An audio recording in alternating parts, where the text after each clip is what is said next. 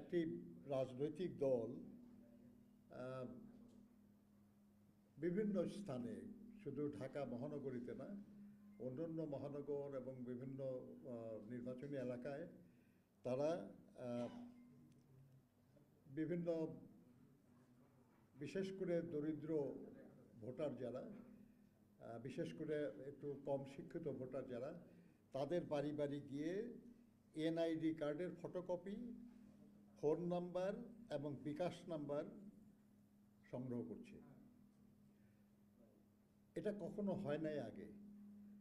আমরা বহু নির্বাচনে অংশ নিয়েছি, কিন্তু কখনো এটা আমরা দেখি নাই।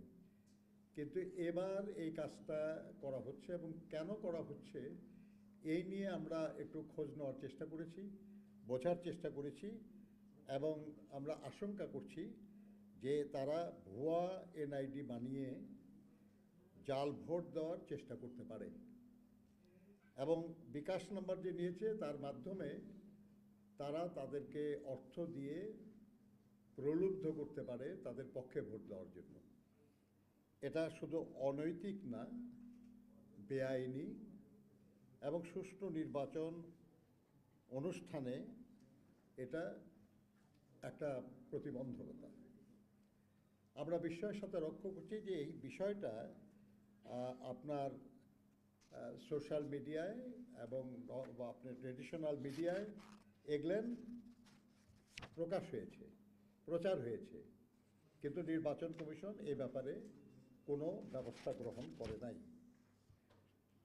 আমরা গতকাল প্রধান নির্বাচন কমিশনার এবং অন্যান্য নির্বাচন কমিশনারদের সঙ্গে কথা বলেছি। সেখানে আমরা এই বিষয়ে আমাদের উদ্বেগের কথা জানিয়েছি, কিন্তু এখনো কি ব্যবস্থা নেওয়া হয়েছে আমরা জানি না। আমরা মনে করি যে এই অনৈতিক, বেআইনি এবং সুষ্ঠু নির্বাচনের পথে প্রতিবন্ধকতা সৃষ্টিকারী কার্যক্রম সম্পর্কে তারা দ্রুত কার্যকর ব্যবস্থা নেবেন, এবং যাতে করে এই ধরনের অপরাধ সংগঠিত হতে না পারে সেটা বাধা সৃষ্টি করবেন, এবং তারপরেও কেউ করলে তার বিরুদ্ধে আইনানুগ ব্যবস্থা গ্রহণ করবেন। আমরা এটা তাদেরকে জানিয়েছি, এবং আমরা আপনাদের মাধ্যমে আমরা পুনরায় এটা উল্লেখ করতে যাচ্ছি।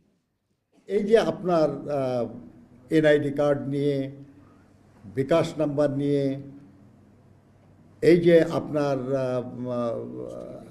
পোস্টাল ব্যালট নিয়ে যে ঘটনাগুলি ঘটছে, এগুলো সবই অনৈতিকভাবে, বেআইনিভাবে নিজেদের পক্ষে অধিক ভোট সংগ্রহের অপচেষ্টা বলে আমরা মনে করি। আমরা শুধু নিন্দা জানাই না, প্রতিবাদ জানাই না, আমরা এই ধরনের ঘটনার সঙ্গে যুক্তদের শাস্তি দাবি করি।